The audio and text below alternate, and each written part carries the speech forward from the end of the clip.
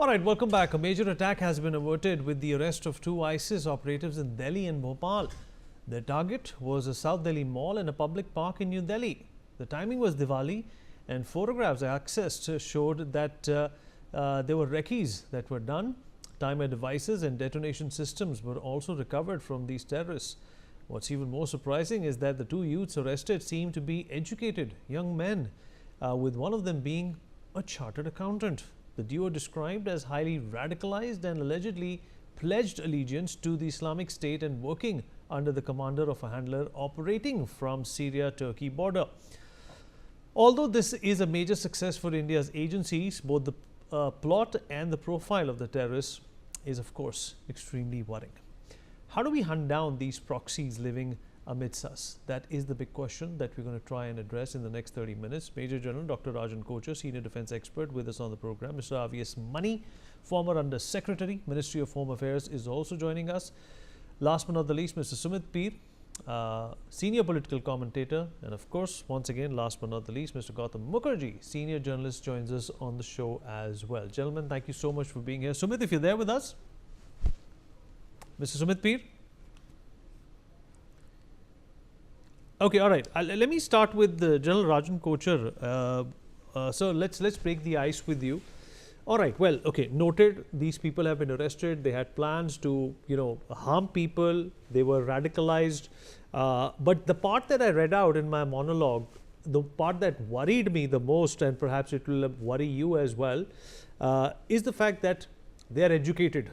They can mix amongst commoners. They cannot be caught that easily until and unless some sort of acute intelligence is something that the agencies stumble upon, or is something which is being tracked by the agencies. How do you look at this security threat? What kind of a paradigm does India need to establish to make sure that terrorism does not adapt to the current condition of ducking intelligence?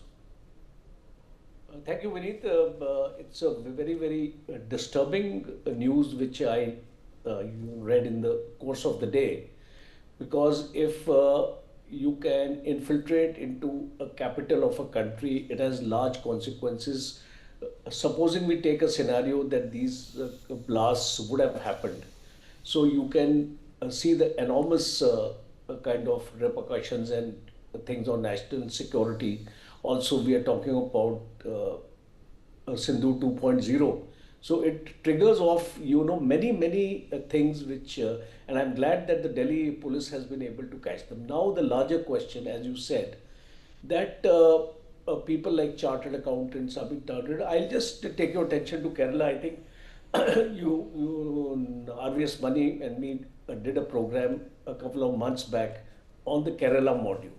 And we had tried to analyze these things where these educated people are being radicalized, and it is very, very difficult in a civil society. You see, when a civil society gets impregnated with this thought, the suspicion on these people normally does not get placed, because Delhi police or any other policing force looks for people of a slightly a lower status society who are not largely so well educated, because these people have got a status in their society, in their neighborhood, and nobody will suspect that they are involved in this kind of activity. So I think if I can break this into 2 or 3 parts.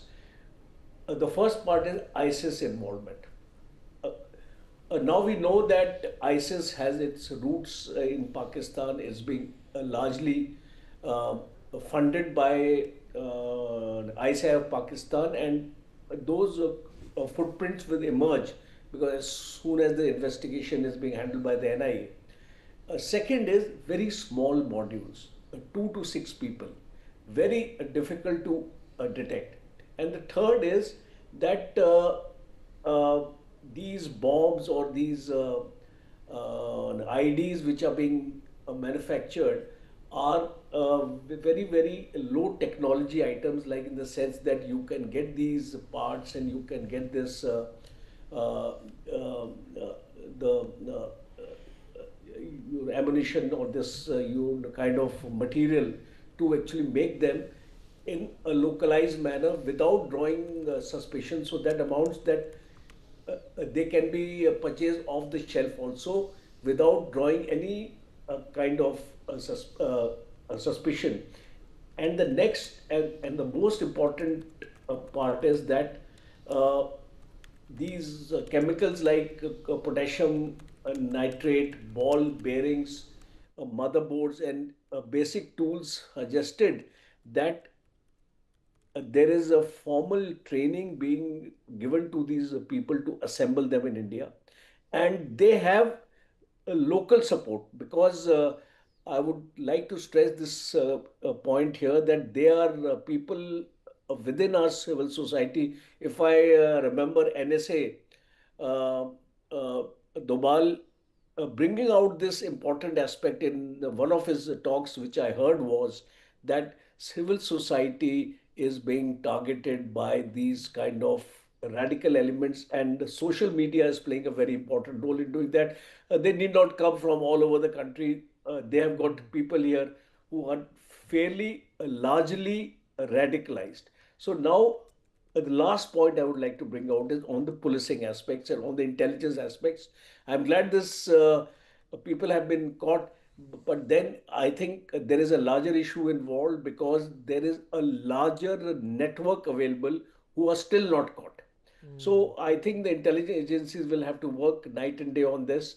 All these surveillance and human intelligence, I would like to actually end my argument with this. Human intelligence is the most important because at times electronic intelligence may not give you those dividends. So I still feel that focus on human intelligence and forensics, especially after these devices have been caught, the forensics will be available on that. We can build upon that, and we need to ensure because these people who have been caught will actually give us vital leads in coming across this larger network. All right, all right. Thank you, Vinny. Sumit Peer, how do you look at this? Obviously, if two people have been arrested, like I said already, one of them was a chartered accountant, perfectly educated, was getting help from Pakistan. Pakistan, of course, disguising all of this help, all of this training under the guise of ISIS now. They're trying to be clever with us so that, the blame cannot be pinned back on them. Secondly, all right, one person was arrested from Delhi, the other one was arrested from Bhopal. It will be very, very difficult for me to believe, Sumit, that they were acting alone in India as well. They must have had help. They must have had people who gave them all this ammunition, who gave them, all this network and paraphernalia that they could use to target Indians in India. Sumit Peer. Vinny, thank you for having me on your show, sir. A very good question to begin with. Look, if I can be direct and talk straight, these people have, first of all, Delhi Police Special Cell and all the police forces involved across the country. They are from 5 states or more. They need to be congratulated. Modi Sarkar, Amit Shah needs to be congratulated because you have prevented a nefarious design of Pakistan, which was, of course, oriented, directed, and dedicated to spill as much of Hindu blood you could. All the 5 which are caught are Muslims because the names are out in the public. I'm not casting aspersions. This is pure play Islamic terror. What else do you call it? By naam koi bhi ho, ISIS lagao, Lashkar ye, Lashkar wo, Lashkar IBC, how does it matter? Names don't count here. It is pure play Islamic terror. The problem is that some of these guys are highly educated. They had this something called Ghazwai, something was the name of the operation, and the top guy was called the CEO. So, high tech coming into it. Now, the question here is that Pakistan is still active. Pakistan is still, the handler was from Pakistan, and this Danish guy wasn't in touch with the handler. And they were working in such a way that you have to show it as a homegrown terror. Even try to buy those bullets locally. One of the guys who is involved, I think from Madhya Pradesh and all, is into meat business. He went and acquired these weapons and wanted to kill as many people. I don't know what these weapons are. The idea which was given to them, go and get weapons locally, buy cartridges locally, make everything locally. Tomorrow we can say it's homegrown terror. We'll say, हमें तो कुछ पता ही नहीं. So Pakistan is in a way preparing for Pahalgam Part 2, and we are preparing for Operation Sindoor Part 2. I'll like to quote Lieutenant General Katia, who heads the Western Command. He very recently said that Pakistan cannot face us directly, but they will try a Pahalgam Part 2, and India is equally ready for a Sindoor Part 2, where we have to decimate them, destroy them, and break this Jihadistan into a couple of countries, and that is how it will end. The problem here is that the concept of Ghazwa Hind is still prevalent. It is not with only so-called madrasa chaps. It's not with only so-called uneducated people. Now it has percolated down to the educated people who can be very common, what you said, who can be part of the society. I can be a CA, I can be something, but at the heart of the heart, I believe in those Darul Salam and other Islamic concepts wherein I just want to spill Hindu blood. I will choose a event like Deepavali, I'll choose a Ram Navami, I will choose a Dashera, and see how many more people can we kill. And if you look at the theology, Vineet, Hamas exactly does the same, Islamic Jihad exactly does the same, ISIS exactly does the same, PMK exactly does the same, Boko Haram exactly does the same, and whatever their name is, whichever Lashkar they belong to, it doesn't matter. It's exactly the same module which is being replicated in India. Imagine if all the states would have not worked together, all the police departments have not worked together, because the Greh Mantri ji has clear instructions. Everybody has to coordinate and work. Mani Saab is an expert on this subject matter. He has handled numerous such things which he may not be able to tell you on the TV. But these things we are facing every day, and the painful part is that Pakistan is still alive and alive. Let's not get carried into ISIS or anything. We need every day they have a new Lashkar. मतलब हर दिन नया लश्कर का नाम आता, लश्कर this, Lashkar that. The idea, what is the idea? Let's attack the central idea. The central idea is to spill Hindu blood. That is the whole issue. That is to, have this Ghazwa Hind kind of a concept in mind. And if we let Pakistan live, if we let them thrive, if we let their military leadership thrive, this is going to happen. If this time, I've been very vocal and I've been very direct with you, getting a few military camps and killing a few thousand jihadis is not good enough. Let's target the military leadership of Pakistan. Let's eliminate the core jihadis. Who is Mullah Munir? He's a Osama bin Laden in uniform. It's not what I'm saying. Didn't an ex-Pentagon officer say that? I've been very vocal on that. He's the biggest terrorist of Pakistan. This rabid jihadi mullah is the biggest terrorist of Pakistan. And he's so-called Fatawa Field Marshal or whatever he calls himself. Now, if these people are roaming free, what will they breed? They will only breed jihadis and terrorists. So if we think that after Sindoor What One they have Sudhar gaye, Sharif ho gaye, no, they need another 2, another 3. It's like if you have a lawn, you have to manicure your lawn after some time. Ghas kaatni padti na really. So exactly, you have to keep on doing that. You have to keep on doing that and keep on doing it preemptively, and they must have a lethal consequence. And imagine how many have we caught, how many are there out, and how many such cells are operating. But the intelligence, the police, the special cell, all these agencies, whoever are involved, I salute them for what they have done. Because I know we would be looking at a Pahalgam Part 2. If we have 30, 40 people unfortunately dead, we have to go and beat the Pakistan out. And till the time we don't destroy the Jihadistan called Pakistan, it can't be like that. The military leadership of Pakistan has to be targeted. And unless and until मैं हिंदी में बोलूँगा, रावलपिंडी में मय्यतें नहीं उठेंगी ना विनीत, ये रुकने वाला नहीं, it's not going to stop. So let's target this Rawalpindi and teach them where it hurts most, because there's no difference between Hafiz Sayyid. Hafiz Sayyid is at least, he looks a mullah na, वो टोपी वोपी रहन के रहता है. What is Munir? He's a cleared shaved Hafiz Sayyid. बिना दाढ़ी वाला मूछ वाला मुल्ला ज़्यादा खतरनाक होता है. Look at all these jihadi generals of Pakistan. Now none of them had a beard. They were all दाढ़ी मूछ के बिना वाला मुल्ला. More dangerous than the one which you look on the TV. They are more dangerous than the stereotypes. That's the reality we need to face it. You're right. You're absolutely spot on, Mr. Money. Should we be worried that something like this, is under process and Pakistan has not learned its lesson even after Operation Sindoor? Or should we be, putting on accolades for our agencies who were able to stop this on its tracks before it was too late, that is? Thank you very much, Vinay. Let me start it like that. Both my previous panelists have said so many things that I don't want to be doing it on repetition. Basic thing is that Pakistan is not going to mend its ways. And they have a political agenda. They have a reason for not continuing to foster terror, doing this type of thing, whether aligning with the ISIS or aligning with the Hamas. But they have a system, they have a method in their madness. And to expect them to be chastised after one Operation Sindoor or 4 Operations Sindoors is just putting the cart before the horse and asking it to be driven. But what is more salient here is, the most salient part is the way the special cell has been combing it. Now, indeed, the challenge is ours. Our intelligence agencies will have to be overworked. Our police and security agencies will have to be overworked. There is no escape from that fact. Because you have to see what has happened with the right leadership, right command structure is that 2005 also, before Diwali, they stuck. And before Diwali, the special cell had done their work and given the input. 2009 also, they had 2008 also, in September 2008, there were 3 blasts in Delhi. The special cell did have it. In post blast bills also, you have done a program on Batla House. We know everything, and now Batla House, everything stands validated. The question is, we should congratulate the leadership at first. Another important fact is, I always keep on saying that the finance is the lifeline of terrorism. And I also written in my book, there is a parliament question answer also, that hides and skins from the meat business makes a very, very important source of funding terror. And here we have a meat businessman from Bhopal. So they have got every track covered. They have got every track covered. A chartered accountant from Delhi who is helping them launder it and convert it into whatever it is. Because all this is all illegitimate, illegal laundered money. How to convert it, how to show it, so that nothing gets caught under the intelligence web.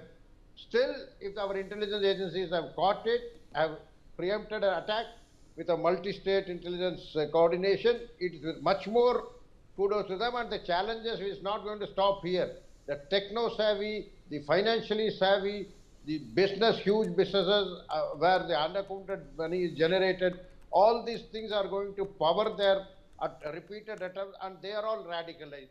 The question is, how do the radicalization enter into that head? Is it the dua of the Friday, or is it the namaz done on that, or whatever it is happening. And I think at certain stage of the other, the intelligence agencies have to upscale it, set aside any criticism of religious practice rites and all. The dua should also be think what is the message going out on Friday sermons. This is a very, very important point, because the radicalization starts only from there, and there are several other ways. One-to-one neighborhood, Maulvis walking into their community, talking to their community. There are so many ways they recruit these type of high-end professionals. And once they are recruited, thereafter financial incentives, all sides of incentives are given, and they are recruited, and thereafter they join the entire group, and that is how it's a pattern. 2000, now we have a right leadership. We have the best. Delhi Police Special Cell is very good. I have said several times that it's one of the best intelligence agencies.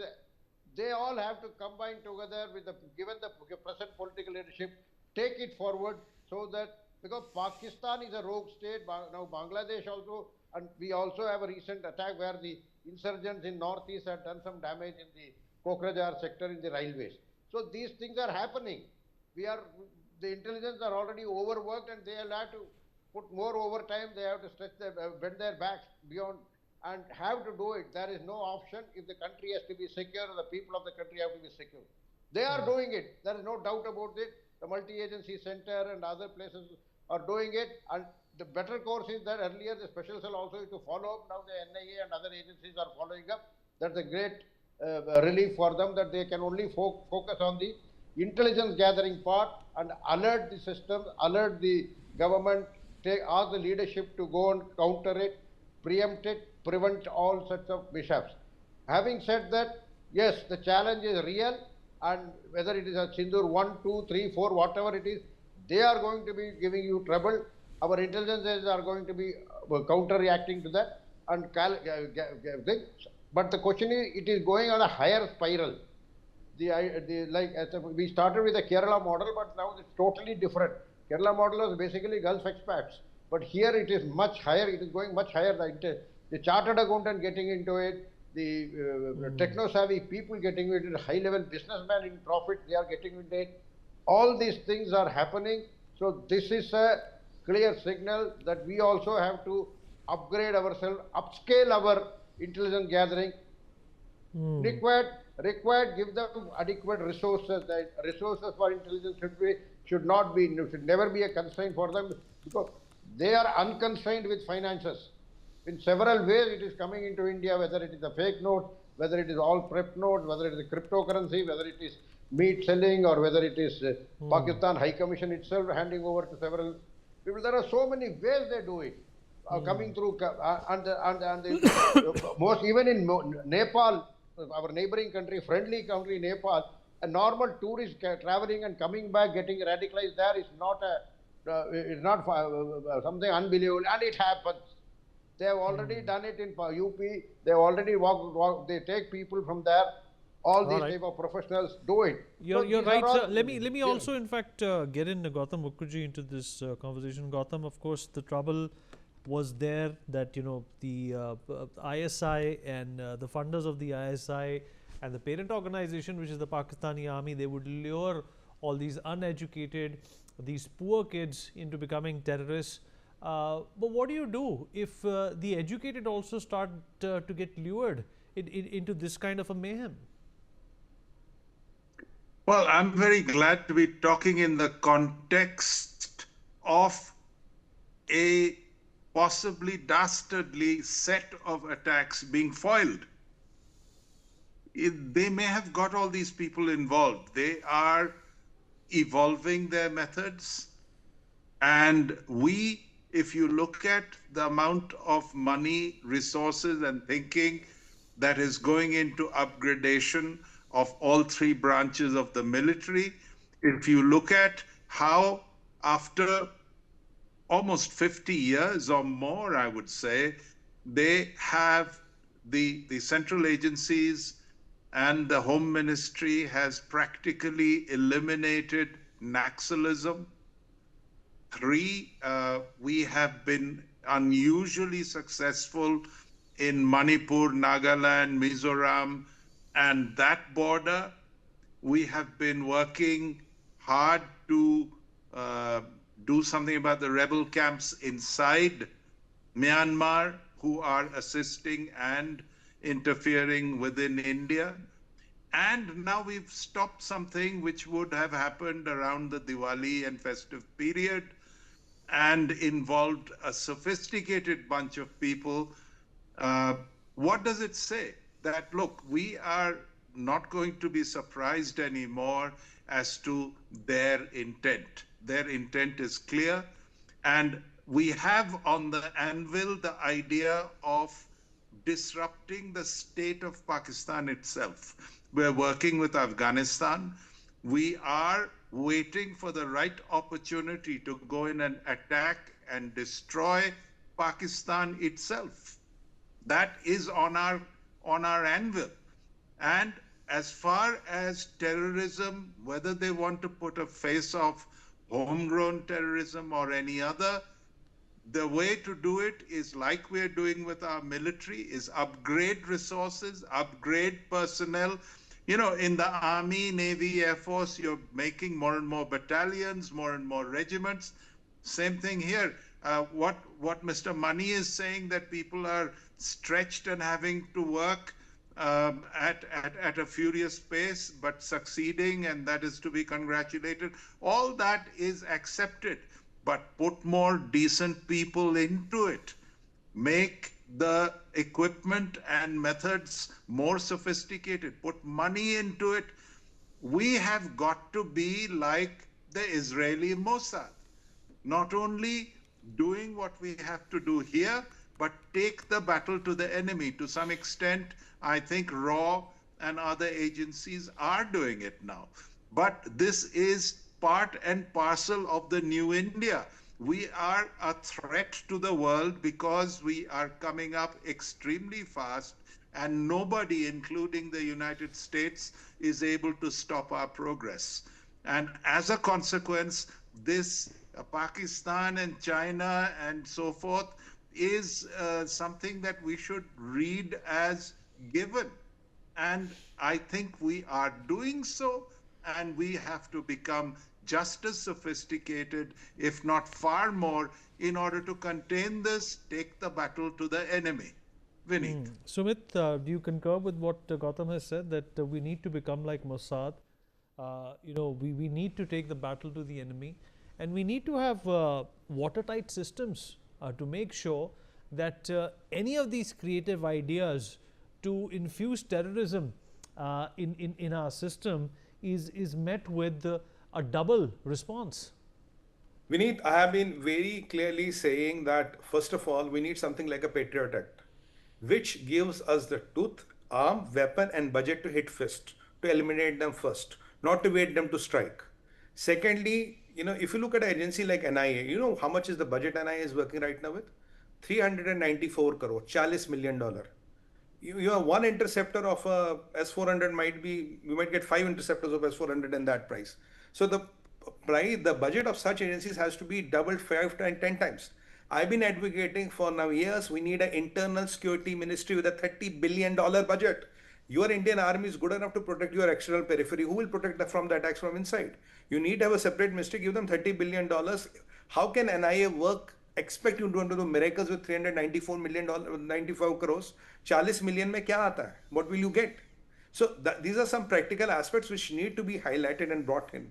And these people who are risking their life every day need to be recognized. And after that, it is the survival of the fittest we need. Nobody will let you grow. Nobody wants you to become the third biggest economy. Nobody would want you to reach there, because at 5 trillion you are insulated. At 8 trillion you start dictating the terms. So what will happen? These saste kirai ke jihadi like Pakistan, like Bikhari Bangladesh and all, they will all get them together. This all China and all US and all, they'll all get them together and use them to do this cheap, sasta, ghatiya, third-rate jihad, what they do, pay them peanuts and send them here to get killed or kill somebody. That is what they will keep on happening. The idea is, can we take them out first? Can we be preventive and can we hit them where it hurts them the most? Look, if you have to dismantle something, you have to hit the core. Where is the core? You and me don't need to discuss about it. Everybody knows where is the core. Hit the core. And as far as within the country, if somebody is planning to kill you and me, for example, or anybody in this panel, because we are Indians, we are Hindus, then you and me have a right to survive. And the government of India has to make sure we survive. Because I don't want to die. I don't want to be killed. You don't want to be killed because for your faith and beliefs, you don't want to be killed on a Diwali night. Neither do I. And neither do millions of people watching this broadcast. So the onus is on the government to make sure the religion part doesn't come into when it is extremism and terrorism. If incidentally these 5 guys are Muslims, it's not all Muslims are terrorists, but these 5 guys are Muslims. So let's not bring in the Muslim angle, say, nahi bhai Musalman hai, chhod do. No. If these guys are Muslims, they are highly intoxicated or they are radicalized, they are very close to Pakistan, let's just send them to Pakistan. By the way, I heard somebody, Islamic Republic of Afghanistan is offering citizenship in its caliphate. All the people who want to go there and live in Shariat, they have option. There are a lot of countries in the world which offer 100% Sharia compliance. For example, I can recommend Gaza. Gaza is very good. Let them go to Gaza, Ethiopia, Somalia. बहुत अच्छे मुल्क हैं. I can have endless list. They can go there and live there.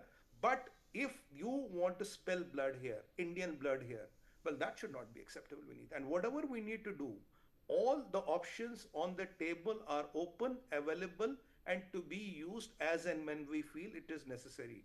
And defense is not only external, it's also internal.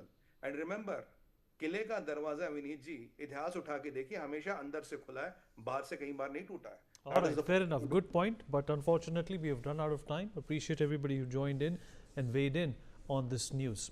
We take a short break.